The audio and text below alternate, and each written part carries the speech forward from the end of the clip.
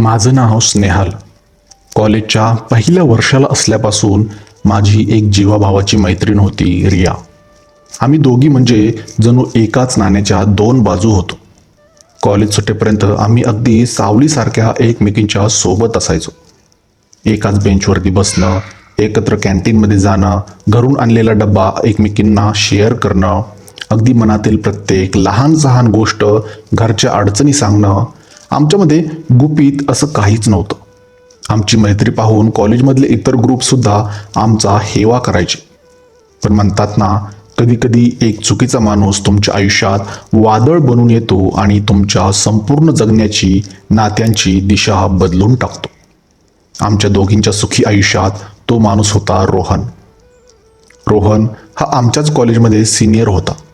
दिसायला खूप हँडसम, बोलण्यामध्ये एकदम हुशार आणि श्रीमंत घरचा असल्यामुळे त्याची एक वेगळीच हवा होती. कॉलेजमधल्या बऱ्याच मुली त्याच्यावरती फिदा असायच्या. काही महिन्यापूर्वी एका कॉलेज फेस्टिवलच्या दरम्यान माझी आणि रोहनची ओळख झाली. तो माझ्याशी इतक्या गोड आणि आदरयुक्त भाषेत बोलायचा की मला वाटायचं जगातला सगळ्यात चांगला मुलगा मला मिळालाय. हळूहळू त्या ओळखीचं रूपांतर प्रेमामध्ये झालं. तो मला नेहमी सांगायचा, स्नेहल, तू माझ्या आयुष्यातली पहिली आणि शेवटची मुलगी आहेस. मी तुझ्याशिवाय कोणाचा विचार देखील करू शकत नाही. मी त्याच्या या शब्दावरती आंधळा विश्वास ठेवला. पण त्याच काळात माझ्या एक गोष्ट लक्षात येत होती की माझी मैत्रीण रिया थोडी बदलली होती. ती नेहमी कोणाच्या तरी विचारात असायची, फोनवर गुपचूप कोणाशी तरी तासनतास बोलायची. मी जेव्हा तिला विचारायचे तेव्हा ती विषय टाळायची. मला वाटलं तिचंही कुठेतरी अफेअर सुरू असेल. जेव्हा वेळ येईल तेव्हा ती स्वतःहून सांगेल, म्हणून मी तिला जास्त त्रास दिला नाही. पण एक दिवस असा आला ज्याने आमच्या मैत्रीचा आणि विश्वासाचा पाया मुळासकट हादरवून सोडला. तर झालं असं, एका शनिवारी दुपारी रोहनचा मला फोन आला. तो खूप रोमॅन्टिक आवाजात म्हणाला की स्नेहल, माझ्या एका मित्राचा फ्लॅट रिकामा आहे. तो शहराबाहेर गेलाय. आपण तिथे भेटूया. मला तुझ्यासोबत शांततेत काही वेळ घालवायचा आहे. मी त्याच्यावरती मनापासून प्रेम करत असल्यामुळे मी लगेच होकार दिला. मी ठरलेल्या पत्त्यावर आणि वेळेवर त्या फ्लॅटवरती पोहोचले. फ्लॅटचा मुख्य दरवाजा कडी न लावता फक्त टेकवलेला होता. थोडा उघडाच होता. मला वाटलं रोहन आत माझी वाट पाहत असेल, म्हणून मी हळूच पाऊल टाकत आतमध्ये गेले. हॉलमध्ये पूर्ण शांतता होती, पण बेडरूममध्ये काहीतरी हसण्याचे आणि कुजबुजण्याचे आवाज येत होते. माझ्या मनात थोडी धाकधूक झाली, म्हणून मी उत्सुकतेने बेडरूमच्या दिशेने गेले. दरवाजा थोडा उघडा होता आणि आतलं दृश्य पाहून माझे पाय जमिनीला खिळले. माझं डोकं पूर्णपणे बधीर झालं. तिथे बेडवरती रोहनसोबत दुसरी कोणी नसून माझी स्वतःची सख्खी मैत्रीण रिया बसली होती. तो तिचा हात हातामध्ये घेऊन तिच्याशी जवळीक साधत होता. त्या दोघांना त्या अवस्थेत एकत्र बघून माझं काळीज जणू थांबलं. माझ्या डोळ्यातून पाणी आणि राग एकत्र बाहेर पडले. मी जोरात दरवाजा ढकलला आणि किंचाळले, रिया, रोहन, हे काय चाललंय तुमच्या दोघांचं? माझा आवाज ऐकून दोघंही दचकले आणि झटकन उभे राहिले. रियाने माझ्याकडे पाहिलं. तिच्या चेहऱ्यावर आधी खूप भीती होती, पण नंतर तिने स्वतःला सावरलं आणि उलट माझ्यावरच डाफरत म्हणाली, स्नेहल, तू इथे काय करतेस? खरं तर रोहन माझा बॉयफ्रेंड आहे. तो गेल्या 3 महिन्यापासून माझ्यासोबत रिलेशनशिपमध्ये आहे. तो तुझ्याशी फक्त टाइमपास करतोय. तिचं हे बोलणं ऐकून मला दुसरा धक्का बसला. मी रडत रडत रोहनकडे पाहिलं आणि विचारलं, रोहन, सांग ना, हे काय बडबडते? तू तर मला प्रपोज केलं होतंस. माझ्याशी लग्नाच्या आणाभागा घेतल्या होत्यास ना? आतापर्यंत रोहन घाबरला असेल, आपली चोरी पकडली गेली म्हणून माफी मागेल असं आम्हाला वाटलं. पण त्याच्या चेहऱ्यावरची भीती एका क्षणामध्ये गायब झाली. त्याच्या जागी एक अत्यंत विकृत, निर्लज्ज आणि घृणास्पद हसू आलं. त्याला समजलं होतं की त्याचं बिंग आता फुटलंय. पण त्याला त्या गोष्टीची अजिबात लाज नव्हती. उलट आम्हा दोघींची झालेली ती केविलवाणी अवस्था पाहून त्याला एक वेगळाच आनंद मिळत होता.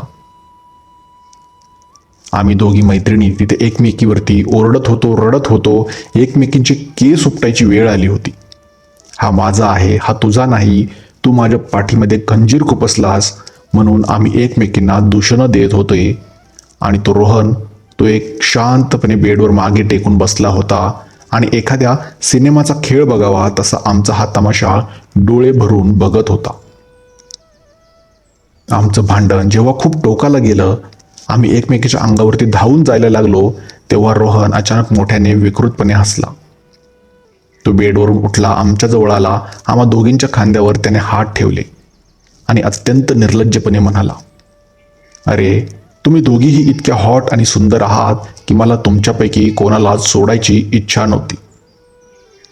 म्हणून मी तुमच्या दोघींशी एकाच वेळी गेम खेळत होतो. दोन्ही हातांनी लाडू खाण्यात जी मजा आहे ती एका हातामध्ये नाही.